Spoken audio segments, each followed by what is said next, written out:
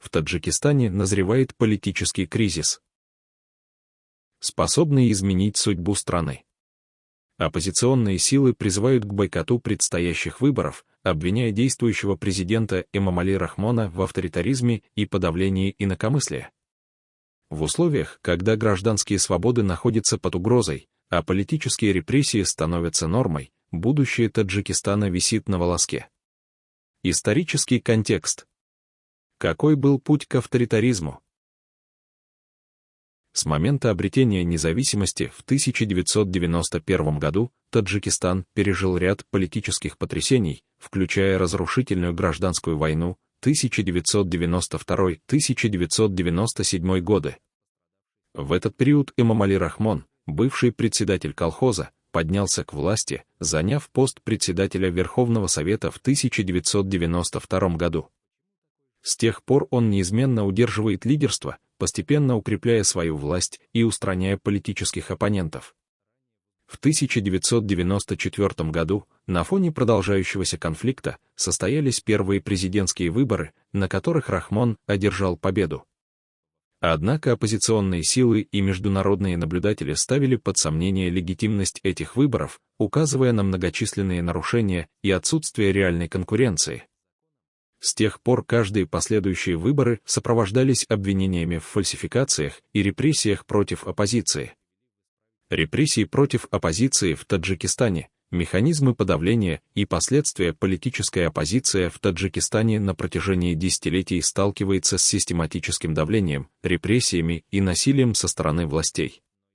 В стране фактически отсутствует политическая конкуренция, а любые попытки выражения несогласия подавляются с использованием силовых структур, судебных механизмов и пропаганды. Оппозиционные движения и партии объявляются экстремистскими, их лидеры подвергаются арестам и долгосрочным тюремным заключениям, а их сторонники вынуждены эмигрировать. Однако даже за пределами страны многие из них не могут чувствовать себя в безопасности. Известны случаи похищений, насильственных депортаций и убийств политических оппонентов режима. Какие методы используются для подавления оппозиции? Репрессии против оппозиции в Таджикистане носят многоуровневый характер и включают в себя следующие основные механизмы: запрет оппозиционных партий и движений, политически мотивированные аресты и судебные процессы, тюремные заключения, пытки и бесчеловечное обращение, похищения, насильственные депортации и преследование оппозиционеров за границей, пропаганда и дискредитация оппозиции через государственные СМИ, преследование родственников и сторонников оппозиционных лидеров. Каждый из этих методов играет свою роль в создании атмосферы страха и контроля, не оставляя гражданам выбора между подчинением и безопасностью. 1. Запрет оппозиционных партий. Уничтожение политической альтернативы. Случай партии Исламского возрождения Таджикистана, ПИФТ. Одним из самых громких примеров ликвидации оппозиции стало преследование партии Исламского возрождения Таджикистана, ПИФТ, которая была крупнейшей оппозиционной силой в стране. В 2015 году власти объявили партию экстремистской и террористической организацией. Руководители ПИФТ, включая заместителя председателя Саида-Умара Хусайни и главного идеолога партии Махмада Али Хаита, были арестованы и приговорены к длительным срокам заключения. Тысячи членов партии оказались под следствием или были вынуждены бежать из страны. Ранее, в 1997 году, ПИФТ легально участвовала в политической жизни Таджикистана в рамках мирного соглашения, подписанного после гражданской войны. Однако в 2015 году власти решили окончательно устранить любую политическую альтернативу, уничтожив крупнейшую оппозиционную силу. Запрет ПИФТ стал сигналом для всех остальных оппозиционных движений: любой, кто попытается бросить вызов власти, будет объявлен врагом государства и подвергнут преследованию. 2. Политически мотивированные аресты и судебные процессы. Политические аресты стали обыденной практикой в Таджикистане. Власти используют сфабрикованные обвинения для устранения оппозиционных лидеров. Среди наиболее распространенных обвинений – экстремизм и терроризм – стандартный способ ликвидации политических оппонентов. Любое движение, критикующее власти, может быть объявлено террористическим.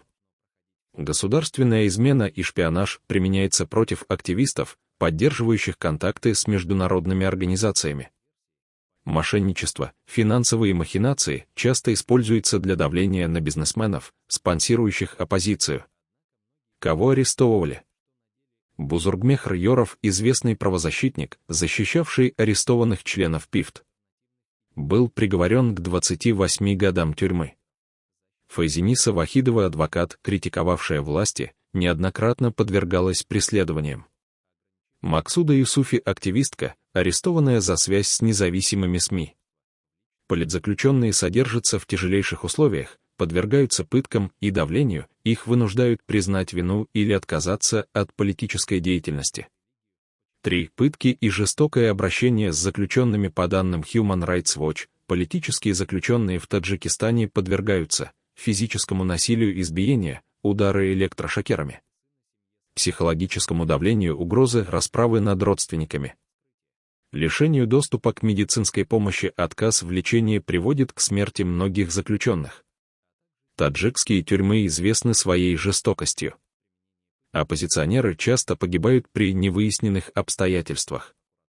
Например, в 2019 году в результате тюремного бунта погибло более 30 заключенных, многие из которых были политическими узниками.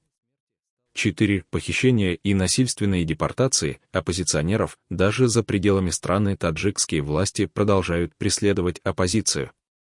За последние годы было зафиксировано несколько случаев похищений и убийств оппозиционеров. Шарафиддин Гадоев похищен в Москве в 2019 году таджикскими спецслужбами, но позднее освобожден под давлением ЕС. Умарали Кувватов убит в Турции в 2015 году при подозрительных обстоятельствах. Султанбек Одинаев исчез в России, его судьба неизвестна.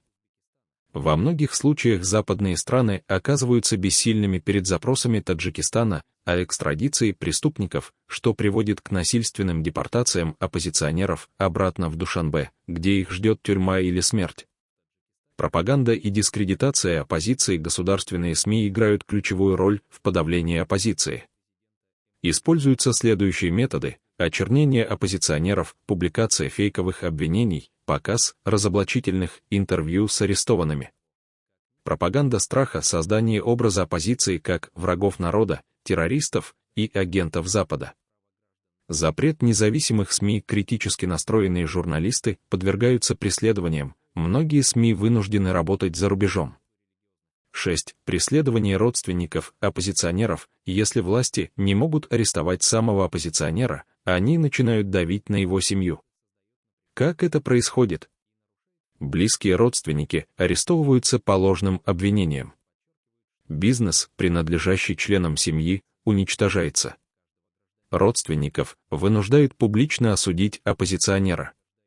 Пример: семьи арестованных членов ПИФТ подверглись жесткому давлению, многих заставили записывать покаянные видео.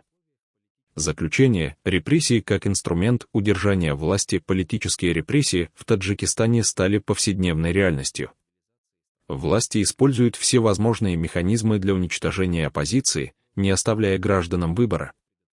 В условиях отсутствия независимого суда, свободных СМИ и политической конкуренции страна превращается в тоталитарное государство, где любое инакомыслие подавляется силой. Главный вопрос: насколько долго режим сможет удерживать контроль, и есть ли у граждан страны шанс на изменения? Бойкот выборов, протест против несправедливости на фоне усиливающихся репрессий. Оппозиционные силы, как внутри страны, так и за ее пределами, призывают граждан к бойкоту предстоящих выборов. Они утверждают, что в условиях отсутствия свободных СМИ, независимой судебной системы и реальной политической конкуренции выборы превращаются в фарс, легитимирующий авторитарный режим. Лидер социал-демократической партии Таджикистана, СДПТ, Рахматилла Заиров заявил, что его партия не будет участвовать в выборах, назвав их нелегитимными и противоречащими Конституции. Он подчеркнул, что назначение выборов на 11 октября 2020 года нарушает конституционные нормы и подрывает доверие граждан к избирательному процессу. Оппозиционные движения за рубежом, такие как Ислоат Варушт, Движение реформ и развития, также призывают к бойкоту. Лидер движения Шарафиддин Гадоев, находящийся в эмиграции, отметил, что участие в выборах при нынешних условиях означает поддержку авторитарного режима и предательство демократических ценностей. Международная реакция, призывы к действиям международные правозащитные организации и некоторые государства выражают обеспокоенность ситуацией в Таджикистане. В преддверии визита генерального секретаря ООН Антонио Гутерриша в страну представители таджикской оппозиции обратились к нему с просьбой содействовать освобождению политических заключенных и обратить внимание на нарушения прав человека. Однако, несмотря на международное давление, власти Таджикистана продолжают игнорировать призывы к демократическим реформам. Более того, некоторые страны, включая государства Европейского Союза, депортируют таджикских оппозиционеров обратно на родину, где их ожидают репрессии. Это вызывает критику со стороны правозащитников, которые указывают на нарушение принципа невысылки и пренебрежение правами человека. Заключение: будущее Таджикистана на распутье. Таджикистан стоит перед выбором: продолжать путь авторитаризма и репрессий или начать движение к демократическим реформам и уважению прав человека. Призывы к бойкоту выборов отражают глубокое недовольство значительной части общества текущей политической ситуацией.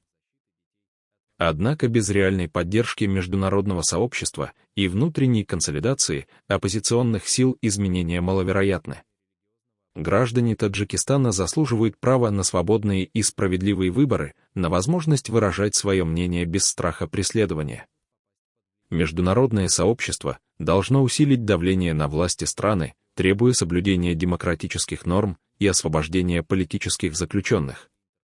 Только совместными усилиями можно добиться положительных изменений и обеспечить светлое будущее для Таджикистана.